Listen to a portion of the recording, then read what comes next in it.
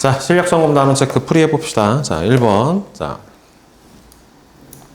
별의 시차하고 연주 시차에 대한 설명으로 옳은 것은, 자, 시차는 거리에 비례하는 게 아니라 반비례하죠. 그렇죠? 연주 시차는 비교적 먼 별이 아니라 비교적 가까운 별인데 대략 얼마예요? 100파섹 이내에 가까운 별의 거리를 측정을 할 때 이용을 해줘요. 연주 시차가 1초인 별까지의 거리는 1파섹이 되는 거는 맞죠? 그렇죠? 그래서 3번이 될 거고.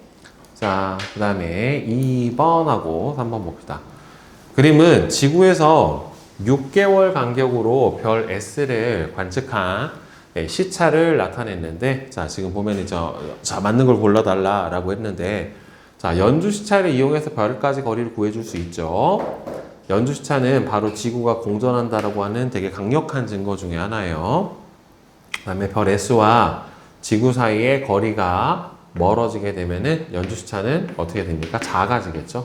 그죠? 연주 시차하고 별까지 거리는 서로 반비례 관계니까. 자, 그러면 이 별 S는 현재 시차가 얼마가 나와요? 0.2초가 나오고, 연주 시차는 여기서 나오는 이 시차의 절반에 해당이 되기 때문에, 자, 따라서 연주 시차는 얼마가 되고, 연주 시차는 0.1초에 해당이 되는 거고, 따라서 별까지 거리는 연주 시차분의 1에 해당이 되는 거니까 10파섹에 해당이 되는 값이 나타나게 되겠죠. 자, 따라서 답은 3번이 되겠지. 0.1초 10파섹. 자, 그 다음에 4번 봅시다. 그림은 지구에서 6개월 간격으로 관측한 별 A와 B의 모습을 나타냈는데, 자, 여기서 별 B의 위치가 변하지 않았다. 그러니까 B가 뭐가 되는 거예요? 선생님이 멀리 있는 별을 뭐라고 그랬니?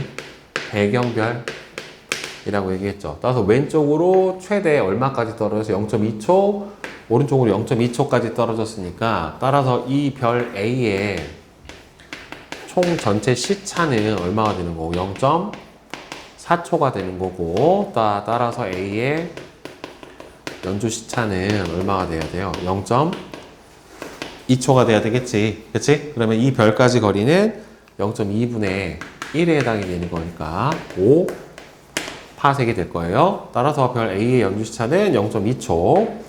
자, 배경별이 훨씬 더 어떻게 되는 거예요? 멀리 있는 별이에요. 너무 멀리 있어서 연주 시차가 너무 작아서 거의 차이가 안 나는 거란 말이야. 따라서 별 A는 B보다 멀리 있는 거 아니고, 자, 지구에서 별 A까지 거리는 5파섹인 거 맞고요. B는 너무 멀리 떨어져 있어서 연주 시차를 이용해서 구해줄 수가 없게 되는 게 맞겠죠. 그렇죠? 자, 그 다음에 5번.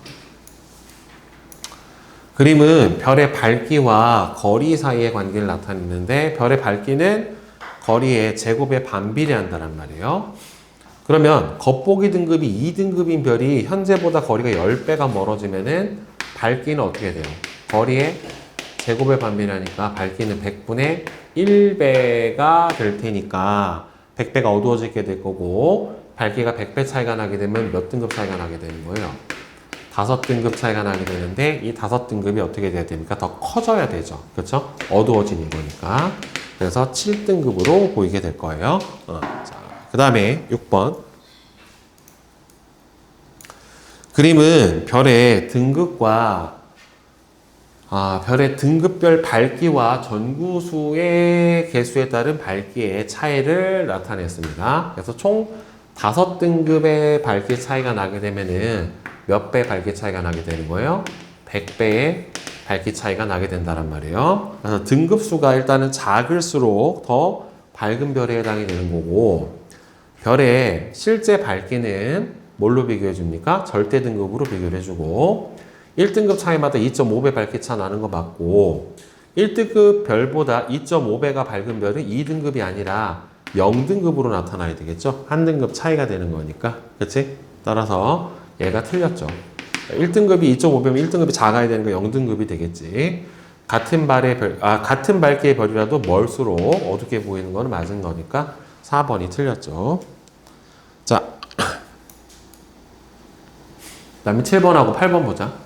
자, 표는 별 A부터 D의 겉보기 등급이랑 절대 등급을 나타냈는데, 자, 여기서 보면은 지구에서 가장 밝게 보이는 별은 겉보기 등급이 가장 작은 B고, 실제로 가장 밝은 별은 절대 등급이 가장 작은 A에 해당이 되겠죠. 따라서 B하고 A가 되니까 2번이고, 별 A부터 D 중 지구에서 10파섹보다 더 멀리 있는 별, 10파섹보다 멀리 있으려면은 겉보기 등급에서 절대 등급을 빼준 값이 0보다 커야 돼요. 그죠? 자, 따라서 둘을 빼주면, 여기서 겉보기 등급에서 절대 등급을 빼준 값은 얘는 얼마가 나옵니까? 5.8.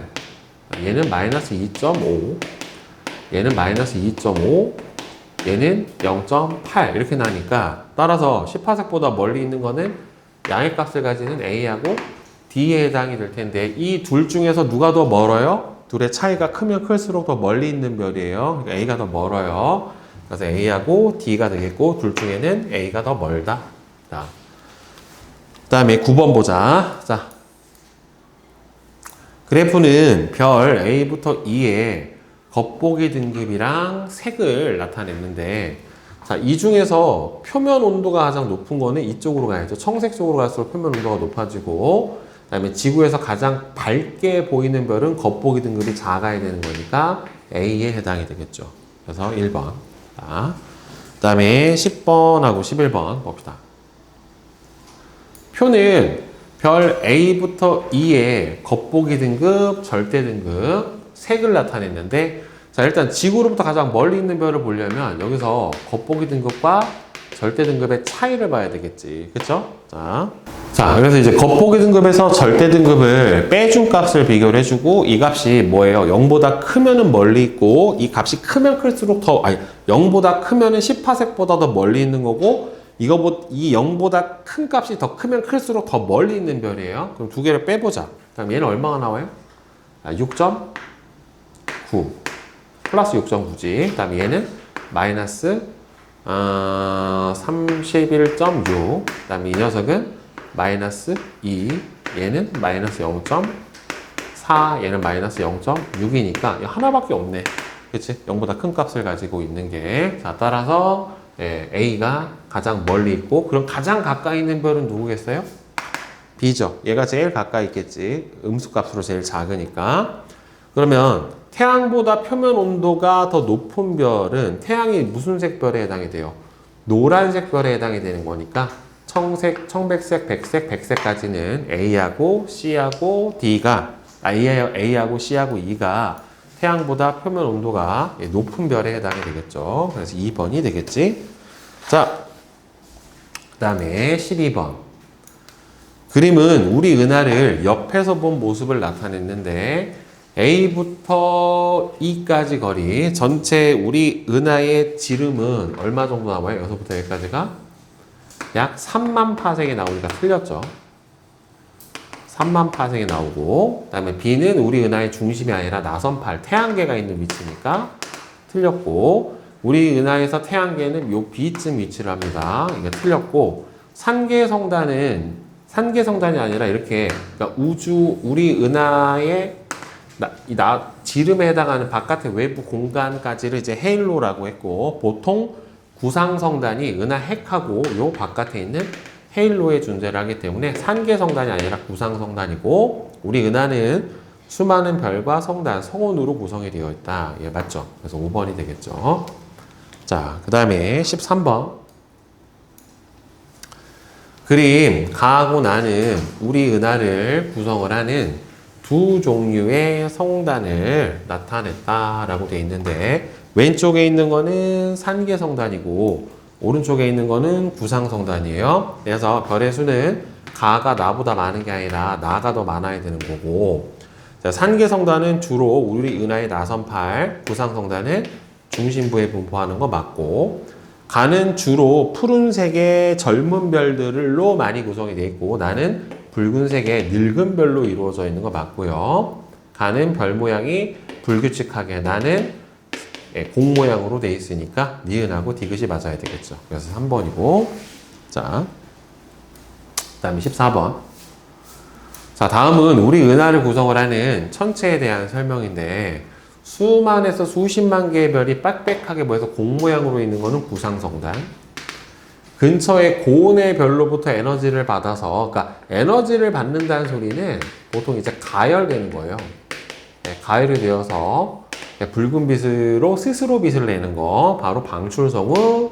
그다음에 C는 반사성운에 해당이 되겠죠. 그래서 답은 2번이 맞죠. 자, 15번. 그림은 말머리 모양으로 검게 보이는 암흑성운이에요. 대표적인 암흑성운에 해당이 되니까, 자, 따라서 옳은 것은 뭐에 해당이 됩니까? 그렇죠. 성간물질의 밀도가 너무 높아서 뒤에서 오는 별빛을 가려서 어둡게 보이는 암흑성운이에요. 대표적인 암흑성운이 저 말머리 성운이랑 석탄자루 성운이라고 하는 게 있는데, 까매. 이렇게 생겼어. 석탄 담아놓은 자루처럼 생겨서 석탄자루 성운이라는데 장명을 누가 했는지는 모르겠어요. 자, 그 다음에 16번.